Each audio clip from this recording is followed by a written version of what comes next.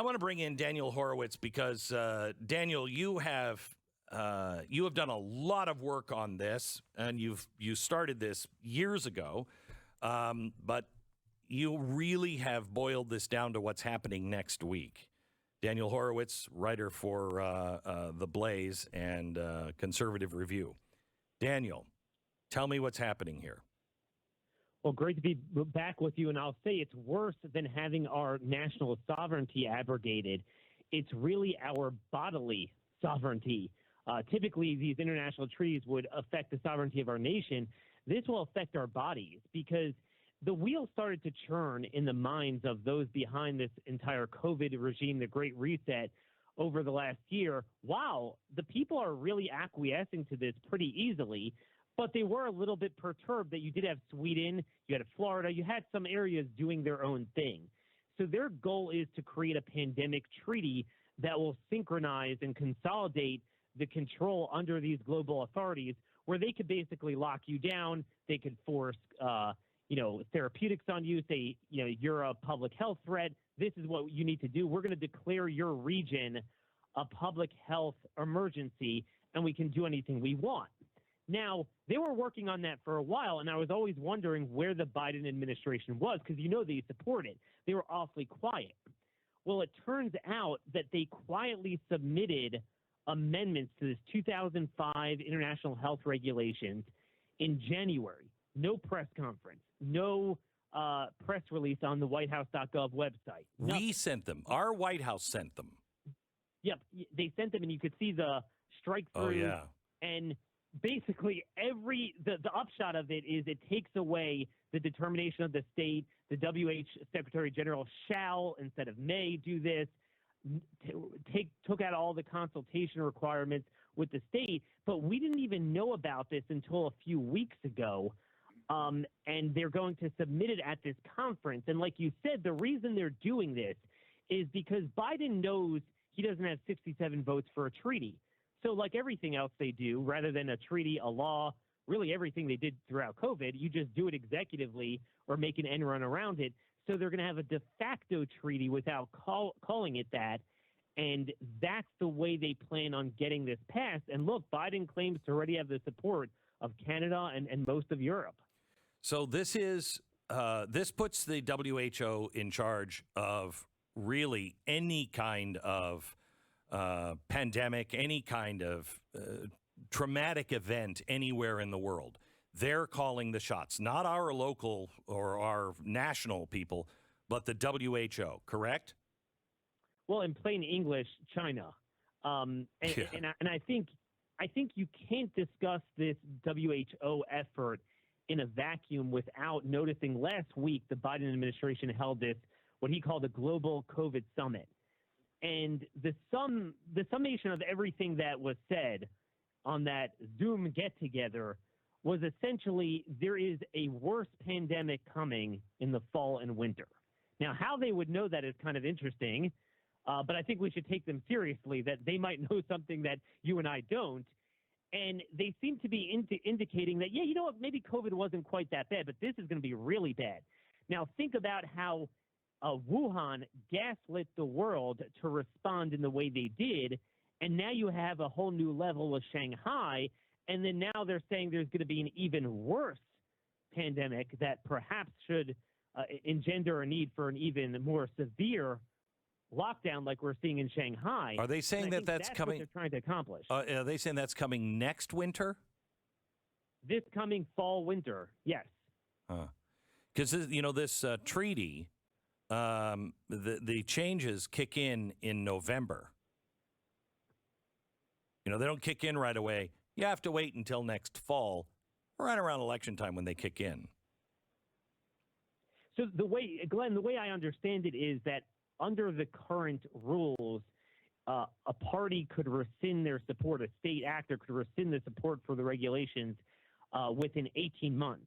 So the amendments would truncate that period to 6 months, which, as you note, is designed to basically correlate with the lame duck session of Congress. Wow. Where maybe it will be after the election, but before the new Congress is sworn in. How bad, on a scale of 1 to 10?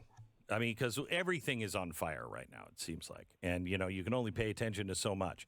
Scale of 1 to 10, 10 being, holy cow, Constitution is on fire. We're all going to die. Look, it's a mountain ahead of us. Pull up. And 1 being, where is this? Glenn, I would say that where we're headed is a 15, is something we could never imagine. And again, I'm not saying it's the WHO provisions in a vacuum. It's what it represents and what they're trying to accomplish. Yes. A lot of people are under the false impression that it's over with, COVID's over with, the lockdowns are over with, we're never going back to that. If you understand the background behind this, which a lot of it we still don't have all the information, but we have our suspicions, they ain't done with this. They're not. And I think, if you put yourself in their shoes, they were pretty successful. I mean, they walked in without firing a shot. They did not have much opposition. You look even at a lot of the red states, and they fell for a lot of this to this day. The FDA announced they're approving a third shot, and not just approving, but marketing, distributing a third shot to 5 to 11-year-olds. Name me the red state that has stood up and said, we're not doing this. I think Florida recommends against it, but I don't see too many Republicans speaking out. So I don't think we have undone this. We have not immunized ourselves through state constitutional amendments and other efforts from this happening ever again. So in the past, the reason why I say it's a 15, in the past it's like, oh, they're going to tax us, they're going to regulate us, they're going to take away our national sovereignty. This, they quite literally view us as lab rats in their new global design. Yes. And I think there's no limit to what they plan on doing. It is so frightening because, they all love the chief advisor to Klaus Schwab is Yuval Noah Harari. And if anybody knows who he is a favorite futurist of everybody on the left. They love this guy. And he has said, globalist elites are going to use crisis to bring about world government. But he says it in a good way. He's like, look, it's going to be a crisis and, we can program people. And, he is terrifying on the things that he believes that would be put into our bodies. It's not just the WHO. You have the, what is the other one that is the biodiversity. The Global Treaty on Biodiversity that is also taking all kinds of powers from states. Global Biodiversity Framework is what they're talking about, and this one is going to be, they're going to have a new convention on this, and this one will all be about land use. It will have huge implications on food production, farming, property rights, all of it, and I believe it will cause what Mao saw in, the 1960s, late 1950s, just massive starvation. This is really bad because they're putting these things into these global treaties, and who's going to enforce them? Do you think our military will enforce things like this, or will they dare to send troops here?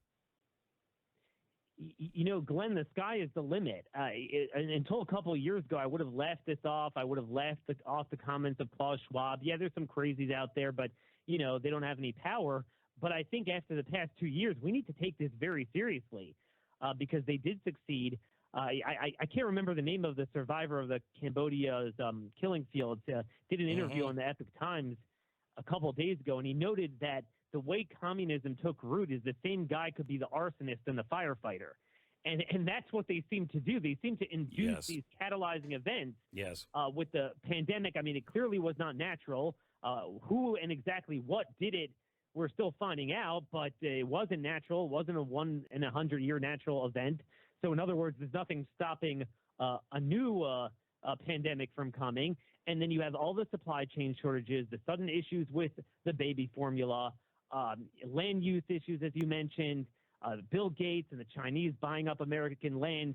All of this is tightening the noose around us on the vital things we need to survive. And then you throw into the mix the maniacal war on treating COVID, which you would think if you're a big COVID hawk, you'd be, man, you got to treat that thing. No, they were against it. And to this day, they're against treating it. That all paints a very concerning picture. And I think, I speak to a lot of Republicans and state legislators, and they tell me a lot of their leadership wants to move on from this. But I think you need states to preemptively pass resolutions that these things are unenforceable. We're not going to do them. We're going to pass state constitutional amendments codifying, rights to life, liberty, and property in a time of a public health emergency. The crazy thing is, Daniel, is that you can't get states to really understand ESG, which the banks are now going to states and saying your state is going to fall under ESG rules for loans from us. And they still don't really understand the threat. When you start talking about, one global government from the WHO, everybody's going to laugh that off. And I honestly believe that's part of the deal. I mean, they have made conspiracy theory into, hey, did you hear that Coke is on sale at the store? Oh, he's a conspiracy theorist. I mean, everything is a conspiracy theory now. Everything. Exactly. But you know what? I'm going to take them at their word this time. I didn't pay attention last decade. Retrospectively, we've been going back and seeing, oh my gosh, they've been warning with certitude there's going to be a pandemic under the Trump administration. It's interesting how they knew that. Well, this time I'm going to take them seriously. Bill Gates just came out with his new book on how to defeat the next pandemic. So, when you have the arsonists as the firefighters, we definitely need to pay attention. We need to get out ahead of this. And you mentioned the banks. And I think one of the biggest threats that we need to understand is that a lot of conservatives have this Reagan-era nostalgia about the private sector. Well, the private sector was a bulwark against tyranny when it was distinguished and separate from the government. Exactly right. But now that it's actually become one entity, it's worse than pure traditional communism, because I can't vote out the heads of Pfizer and the heads of the banks. Yep. And you can't campaign against them and, go to a legislative hearing and expose them. They're all behind the wall. So, all these red states where sometimes you have these Republicans that say, well, we're reluctant to fighting this budding fascism because I don't like telling the private sector what to do, when they're only doing it at the behest of the federal government. You have an obligation as a state to interpose on behalf of the liberty of the people. I want to give you something from the UN Biodiversity Framework Council. It's being sold as the next Paris Climate Agreement, except it will focus on biodiversity, land use, not climate change. It'll have huge implication on food production, farming, property rights. Also carries with it the potential to cause mass starvation and loss of human life on a scale we have not seen. Nations and large businesses recently met in Geneva to continue to work on the global biodiversity framework. The hope is it'll be approved and signed by countries later this year in China. And according to the World Economic Forum, the meeting in Geneva was the first time at the United Nations Convention on Biological Diversity meeting that leading businesses turned out in force. According to the World Economic Forum, Unilever, they don't make anything, do they? Citi, Natura and Company, H&M Group, Walmart, IKEA, Nestle, also the International Chamber of Commerce, the World Business Council on Sustainable Development. There are more than 1,100 companies with revenues of more than $5 trillion that have signed on to this. This is extraordinarily dangerous. Daniel is right. Everything has to happen at the state level. Everything. Please, if you are a state official, wherever you're hearing my voice, please do not take my word for it. Read about it yourself. This is a coordinated thing, all being driven to the end of capitalism, the end of sovereignty, individual sovereignty, your sovereignty of your body. The American dream is over unless these things are fought and taken seriously. You can start with my book, The Great Reset. It's available wherever books are found. What was the name of your book? Came out a few years ago, Daniel, that talked about this. Stolen Sovereignty. Yeah, Stolen Sovereignty. Get that by Daniel Horowitz. Daniel, thank you so much. Obviously, you're going to be paying attention next week to WHO. Just keep us informed on what's going on, will you? Absolutely. We'll be vigilant, and thank you for having me. God bless. You bet. God bless.